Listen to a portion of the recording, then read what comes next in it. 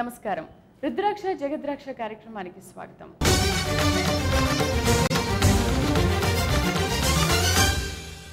అసలు రుద్రాక్షలు మానవునిపైన ఎలాంటి ప్రభావాన్ని చూపిస్తాయి, ఎలాంటి వైబ్రేషన్ని కలిగిస్తాయి, ఇలాంటి చాలా సందేహాలను నివృత్తి చేయడానికి ప్రముఖ రుద్రాక్ష నిపుణులు, వేదగణిత శాస్త్రవేత్త, ఎన్నో జాతీయ అంతర్జాతీయ అవార్డుల గ్రహీత డాక్టర్ పాండురంగారావు గారు ప్రస్తుతం మన స్టూడియోలో ఉన్నారు.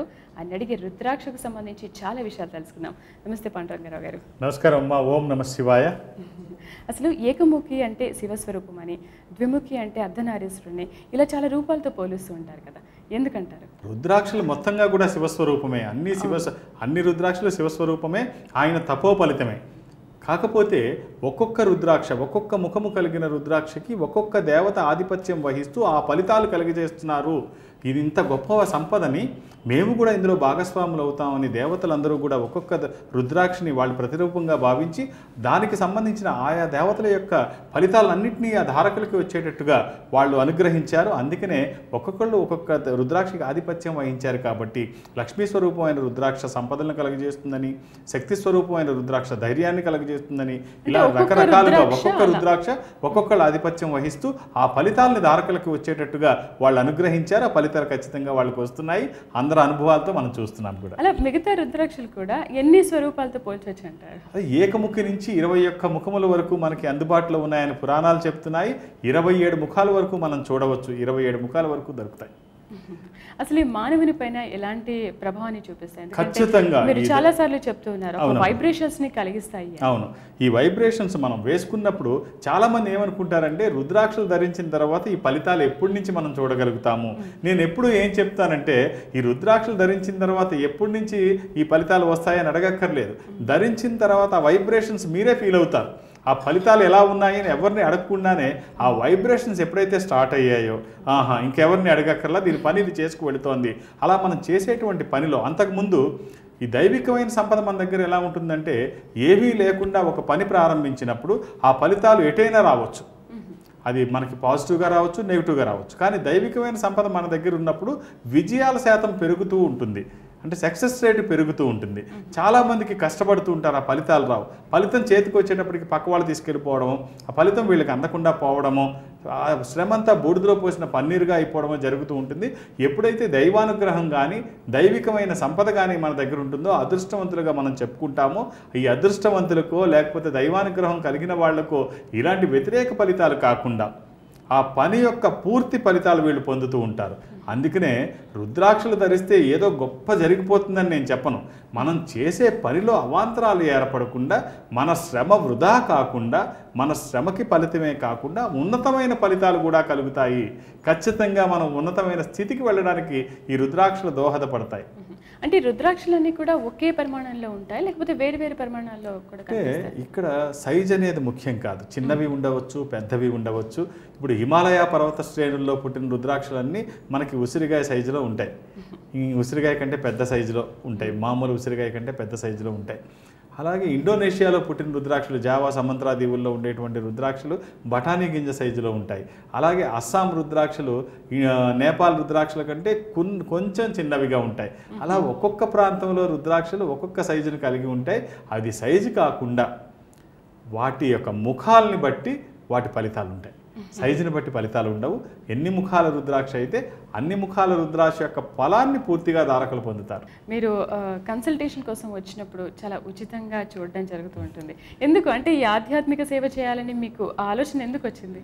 అంటే ఇది చాలా సందర్భాల్లో నేను చెప్పుకుంటూ వచ్చాను. నేను ఎప్పుడు ఎవరికి ఏ అడ్వైస్ చేసినా, ఎటువంటి రుద్రాక్షలు ధారణ చేయాలన్నా, లేకపోతే జాతక పరిశీలన చేయాలన్నా, రుద్రాక్షలు ఏవి ధరిస్తే వాళ్ళకి ఫలితాలు వస్తాయి, జాతకాన్ని పరిశీలించిన తర్వాత నేను అడ్వైస్ చేస్తాను. దీనికి నేను ఎప్పుడు ఎవరి దగ్గర ఎటువంటి రుసుము ఎందుకు తీసుకోలేదంటే ఈ ఫలితాలు, ఈ ధార్మిక సంపద యొక్క ఫలితాలు అందరికీ కలగాలి. దీంట్లో మనం స్వప్రయోజనాలు చూసుకున్నట్లయితే, వ్యక్తిగత ప్రయోజనాలు ఆశించినట్లయితే ధారకులకి ఆ ఫలితం పూర్తిగా దక్కదేమో అనేటువంటి అభిప్రాయం మొదటి నుంచి బలంగా కలిగినటువంటి వాడిని. కాబట్టి ఎటువంటి రుసుము తీసుకోకుండా వాళ్ళకి ఆ ఫలితాలు రావాలని నేను మొదటి రోజు నుంచి నిర్ణయించుకున్నాను. ఈ రోజు వరకు కూడా దాన్నే పాటిస్తున్నాను. భవిష్యత్తులో కూడా ఇవాళ తీసుకోకుండా చెప్పడం అంటే అనుకుంటారు, ఏం ఆశించకుండా నేను ఎందుకు చెప్తున్నాడు. నేను ఎప్పుడు ఏమీ ఆశించలేదు, ఇవాళే కాదు మొదటి రోజు నుంచి ఆశించలేదు, భవిష్యత్తులో కూడా ఆశించకుండా ఉండాలని నేను అనుకుంటున్నాను. అలాగే ఖచ్చితంగా పాటిస్తాను కూడా. మీరు ప్రతి ఎపిసోడ్లో కూడా ఒక మంచి రుద్రాక్ష గురించి చాలా బాగా వివరిస్తున్నారు. మరి ఈరోజు పంచముఖి రుద్రాక్ష గురించి ఒకసారి వివరిస్తారు. అంటే మనం గతంలో చతుర్ముఖి రుద్రాక్ష గురించి చెప్పుకున్నాం. చతుర్ముఖి రుద్రాక్ష ఎలా ఉంటుంది, దాన్ని ధరించిన తర్వాత ఫలితాలు ఎలా ఉంటాయో చెప్పుకున్నాం. ఈ పంచముఖి రుద్రాక్ష పంచభూతాత్మకుడైన ఈశ్వర స్వరూపము, ఆధ్యాత్మిక తత్వాన్ని, ఆధ్యాత్మిక జ్ఞానాన్ని పెంపొందించేటువంటి ఈ రుద్రాక్ష ఎక్కడ పూజింపబడుతుందో అక్కడ అన్ని సుఖాలు, అన్ని సౌఖ్యాలు, మనకి అన్ని సంపదలు కలుగుతాయని చెప్పి పురాణం చెప్తోంది. ఈశ్వరుడే స్వయంగా ఆధిపత్యం వహించేటువంటి ఈ రుద్రాక్ష ఆయన స్వరూపంగా చెప్పుకుంటాం. అయితే ఇది ఆధ్యాత్మిక జ్ఞానాన్ని కలగజేస్తుంది అన్నాం. ఆధ్యాత్మిక జ్ఞానం అందరికీ అవసరమే. మన దగ్గర ఏ సంపద ఉన్నా లేకపోయినా ఆధ్యాత్మిక సంపద ఉంటే అది అన్ని సంపదల కంటే ఉత్తమమైనది. అలాగే విద్యా సంపద, ఆధ్యాత్మిక జ్ఞానంతో పాటు విద్యా జ్ఞానం ఉండడం వల్ల ఏమవుతుంది అంటే ఈ రెండు ఎక్కడ ఉన్నా కూడా ఇవి ఎవరూ పంచుకోలేరు. విద్యా జ్ఞానాన్ని, సంపదని, ఆధ్యాత్మిక సంపదని ఎవరు పంచుకోలేరు. పంచుకుంటున్న కొద్దీ అది తరగదు, పంచుకుంటారు కానీ పెరుగుతూ ఉంటుంది. పంచుకుంటే తరగదు, పంచుకున్న కొద్దీ ఇది పెరుగుతూ ఉంటుంది ఈ రెండు జ్ఞానాలు కూడా.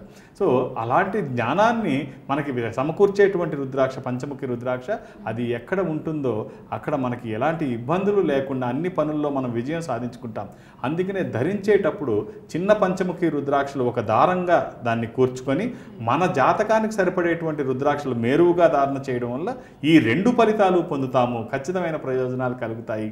అనారోగ్య సమస్యలు లేకుండా ఆధ్యాత్మిక విలువలు, ఆరోగ్యానికి అంతేకాకుండా ఇవి ధరించడం వల్ల మనకి ఆర్థిక ప్రయోజనాలు కూడా పెంపొందిస్తాయి. ఆర్థిక ప్రయోజనాలు కూడా పొందుతారు.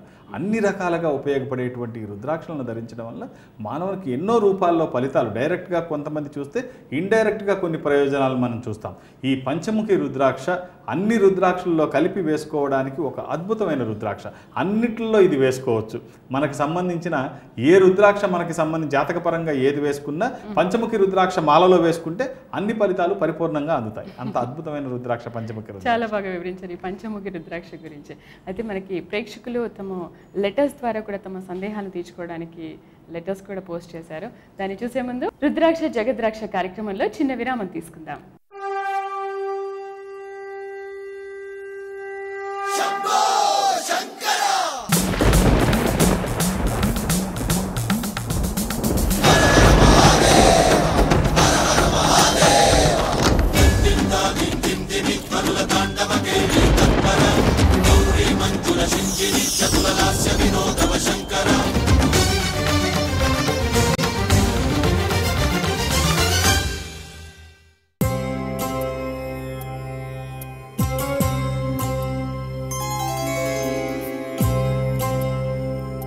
హాయ్ అండి, ఎలా ఉన్నారు? మీరు అనుకున్న టార్గెట్ రీచ్ కాలేకపోతున్నారా? దాంతో అసంతృప్తిగా ఉన్నారా?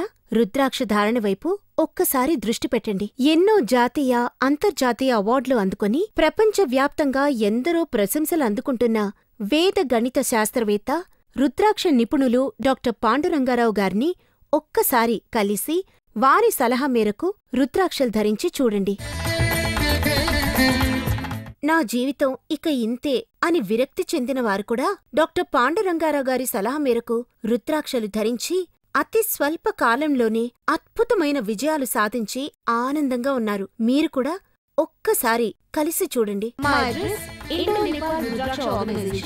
G10 Ground Floor, Dhruvtara Complex, Medinova Compound, Somajiguda, Hyderabad.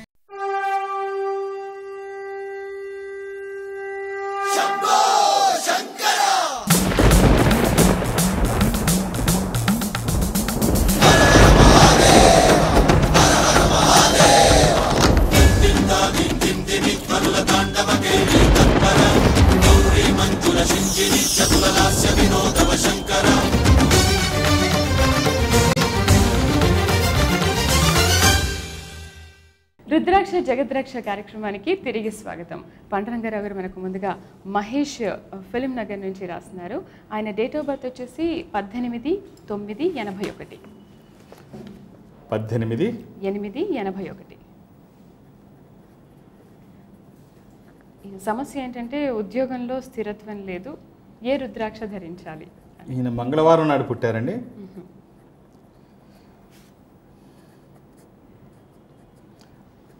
ఇది పాడ్యమి, కృష్ణపక్ష పాడ్యమి, బహుళ పాడ్యమి మంగళవారము.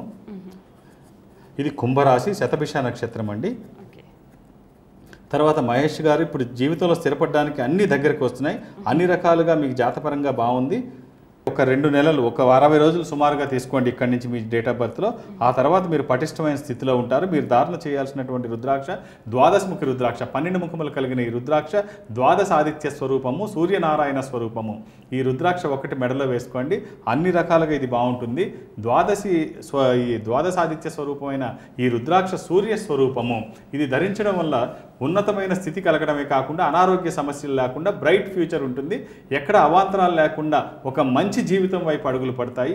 ఉన్నతమైన స్థితిలో మిమ్మల్ని ఉంచుతుంది ఈ 12 ముఖముల రుద్రాక్ష ధరించండి. ఇది ధరించడానికి వీలు కాకపోతే అర్ధచంద్రాకారంలో ఉండేటువంటి ఏకముఖి రుద్రాక్షను ధరించండి. ఎందుకంటే 12 ముఖములు కలిగిన రుద్రాక్ష సూర్య స్వరూపము. ఏకముఖి రుద్రాక్షకి అధిపతి గ్రహం సూర్యుడు. అంటే దాని ప్రత్యామ్నాయ రుద్రాక్ష. అవసరము అవకాశము రెండూ చూసుకోవాలి. ధరపరంగా 12 ముఖాల రుద్రాక్ష కొంచెం ఎక్కువగా ఉంటుంది, నేను అది ఎఫర్ట్ చేయలేను అనుకున్న వాళ్ళు దాని ప్రత్యామ్నాయ రుద్రాక్షకి వెళ్ళొచ్చు. అందుకనే అవసరము అవకాశము రెండూ చూసుకోవాలి. అంతేగాని ఏదో ఒకటి తక్కువకు వస్తుంది 12 ముఖాలు ఎక్కడ పడితే అక్కడ కొనుక్కుందామనే ఆలోచన మానేసి అది అసలైన రుద్రాక్ష కాదా తెలుసుకొని, ఇది ఎందుకంటే కన్సూమర్ ప్రోడక్ట్ కాదు ఎక్కడ పడితే అక్కడ తీసుకోవడానికి. ఏదో ఒక ప్రత్యామ్నాయ రుద్రాక్ష మీరు ఏది వేసుకోగలిగితే అదే వేసుకోండి తప్ప తక్కువకు వస్తుందని ఎక్కడ పడితే అక్కడ వేసుకుంటే దాని ప్రయోజనాలు లేకుండా పోతే మన ధనం వృధా అవుతుంది. ఏ లక్ష్యం కోసం అయితే ధారణ చేస్తామో ఆ లక్ష్యం సిద్ధించకుండా పోతుంది. అంటే ఉద్యోగంలో స్థిరత్వం అనేది ఏ విధంగా? అన్ని రకాలుగా ఈ ద్వాదశముఖి రుద్రాక్ష ఒక ఉన్నతమైన స్థితిని కలిగించేటువంటిది. సూర్యనారాయణ స్వరూపం, ప్రత్యక్ష దైవమైనటువంటి సూర్యనారాయణ స్వరూపం ధారణ చేయడం వల్ల ఉన్నతమైన ఫలితాలు పొందుతాడు. అనారోగ్య సమస్యలు లేకుండా బ్రైట్ ఫ్యూచర్ కోసం ఇది జాతకపరంగా సరిగ్గా సరిపడేటువంటి రుద్రాక్ష. సో మహేష్ గారు మీరు కూడా ఎటువంటి ఆహార నియమాలు లేవు, ఎప్పుడూ ధరించండి. అభిషేకించిన తర్వాత ధారణ చేయండి, మీ శరీరంలో ఒక భాగంగా ధరించండి, సరిపోతుంది. అంటే గురుగారు ఇప్పుడు మీరు చెప్పిన రుద్రాక్ష ఉద్యోగ రంగంలో ఉన్న వాళ్ళు అందరూ ఇది ధరించవచ్చు అంటారా? లేదమ్మా, నేను అదే చెప్తున్నాను. ఎప్పుడు కూడా జాతక పరిశీలన చేసిన తర్వాత ఆ జాతకానికి అవసరమైన రుద్రాక్షని ధరించమని చెప్పాను తప్ప అందరూ అదే రుద్రాక్ష ధారణ చేయాలి, లేకపోతే ఫలానా నక్షత్రంలో పుట్టిన వాళ్ళందరూ ఈ రుద్రాక్ష ధరించాలి, ఈ రాశిలో పుట్టిన వాళ్ళు ఈ రుద్రాక్ష ధరించాలి, ఇలా ఉండదు. అందుకనే ఒక జాతక పరిశీలన చేస్తున్నప్పుడు దశలు, అంతర్దశలు, సూక్ష్మదశలు అన్నీ చూసి వీళ్ళకి ఏ రుద్రాక్ష ధారణ చేస్తే మెరుగైన ఫలితాలు వస్తాయి చూస్తాము. జాతకం లేనటువంటి వాళ్ళకి కూడా ఆయా పరిస్థితుల్ని బట్టి ఏది రుద్రాక్ష ధారణ చేస్తే వాళ్ళకి మెరుగైన ఫలితాలు వస్తాయి అన్నిటినీ మనం సమన్వయించుకుంటూ అడ్వైస్ చేయడం జరుగుతుంది తప్ప కేవలం దీనికి రుద్రాక్ష ధరించాలని ఎక్కడ ఉండదు, అలా ఉండదు. రుద్రాక్ష ధరిస్తే ఎలాంటి ప్రయోజనం కలుగుతుందో చాలా బాగా వివరిస్తున్నారు. సో చూస్తున్నారు కదా, రుద్రాక్షకు సంబంధించి ఎలాంటి సందేహాలున్నా మీరు మాకు పోస్ట్ కార్డ్ ద్వారా కానీ మెయిల్ ద్వారా కానీ గురువుగారిని నేరుగా కూడా సంప్రదించవచ్చు. మా Hyderabad address Dhruvatara complex near Erramanzil bus stop, Somajiguda, Hyderabad 91777751 52535455. మా Bengaluru address infantry road, infantry hotel పక్కన జిఎం ప్లాజా 9035001111 9035002222. మా వైజాగ్ అడ్రస్ ఖజానా జ్యువెలర్స్ పక్కన ప్రీతి ఎంపోరియం పైన వైజాగ్ 7702227711. ఇక పోస్ట్ ద్వారానే కాకుండా విదేశాలు ఉన్న వాళ్ళు మా ఈమెయిల్ అడ్రస్ ద్వారా కూడా మీరు సంప్రదించవచ్చు, మీ సందేహాల్ని నివృత్తి చేసుకోవచ్చు. మా వెబ్సైట్ www.indonepalrudraksha.com, మా మెయిల్ ఐడి indonepalrudraksha@gmail.com. మరిన్ని వివరాల కోసం www.indonepalrudraksha.com కి సంప్రదించవచ్చు. అయితే రుద్రాక్షలు ధరించిన వాళ్ళందరికీ మంచి ఫలితాలు వస్తాయి. గురుగారిని అడిగి తెలుసుకుందాం. ఏమంటారు గురుగారు? అంటే మంచి చేసినప్పుడు ఎప్పుడైనా వాటి ఫలితాలు మంచిగానే ఉంటాయి. ఈ సంపద దైవికమైన సంపద కాబట్టి దైవం సంబంధించినవి ఏవైనా మంచి ఫలితాలే వస్తాయి, చెడు ఫలితాలు రావు. ఒక చిన్న ఉదాహరణ మనం చెప్పుకోవాలంటే, విశాఖపట్నం నుంచి నా దగ్గరికి ఒక ఫ్యామిలీ వచ్చారు. వచ్చి వాళ్ళ అమ్మాయి జాతక పరిశీలన గురించి అడిగారు. అమ్మాయికి వివాహం కుదిరింది, అన్నీ అయిన తర్వాత నా దగ్గరికి తీసుకొచ్చారు. అయ్యా, అమ్మాయికి వివాహం జరిగింది, మీరు దీవించి మంచి రుద్రాక్ష ఇస్తే ఎలాంటి ఆటంకాలు లేకుండా వివాహం చేసేస్తాం. సరే, అమ్మాయి డేట్ ఆఫ్ బర్త్ చూశాను, ఒక రుద్రాక్ష అడ్వైస్ చేశాను, అమ్మాయి రుద్రాక్ష ధరించింది. వాళ్ళకి సింహాచలం రోడ్లో విశాఖపట్నంలో ఒక పొలం ఉంది, ఒక 2 ఎకరాల పొలం ఉంది. ఆ పొలం బేరం అయింది, వాళ్ళు అడ్వాన్స్ ఇచ్చారు, పెళ్లి కుదుర్చుకున్నారు. అడ్వాన్స్ పుచ్చుకున్న తర్వాత ఏం జరిగింది, ఇక్కడికి వచ్చిన తర్వాత అమ్మాయి రుద్రాక్ష ధారణ చేసింది, విశాఖపట్నం వెళ్ళారు.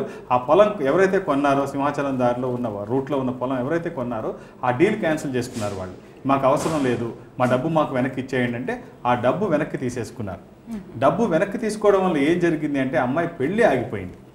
ఏ డబ్బుని వాళ్ళు చేతిలో పట్టుకొని అమ్మాయి వివాహం చేద్దాం అనుకున్నారో ఆ డబ్బే వాళ్ళు వెనక్కి తీసుకునేసరికి అమ్మాయి వివాహం ఆగిపోయింది, క్యాన్సిల్ అయింది. క్యాన్సిల్ అయితే తర్వాత జరిగింది ఏంటంటే వాళ్ళు చాలా బాధపడ్డారు. అరే, పెళ్లి ఆగిపోయింది, రుద్రాక్ష వేసుకున్న తర్వాత ఇలా నష్టం జరిగింది ఏమిటి, అందరూ మంచి జరుగుతుంది అంటారు, పెళ్లి ఆగిపోయింది, పొలం కూడా బేరం పోయింది, అన్ని రకాలుగా నష్టపోయాం ఏమిటా అనుకున్నారు.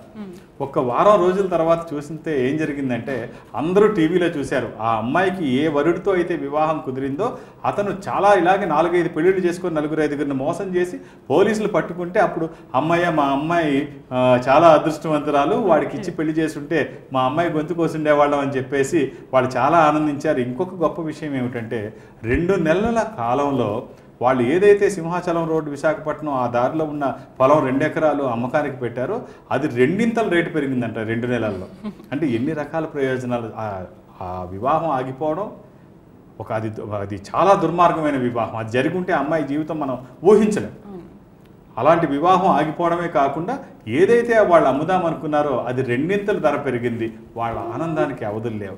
అంటే ఆ నిమిషంలో వాళ్ళు ఏదో నష్టం కలిగిందేమో అనుకున్నారు. ఎప్పుడు దైవికమైన సంపదతో నష్టం జరగదు. దేవుడు ఎప్పుడు శపించేవాడు కాదు, దీవించేవాడు.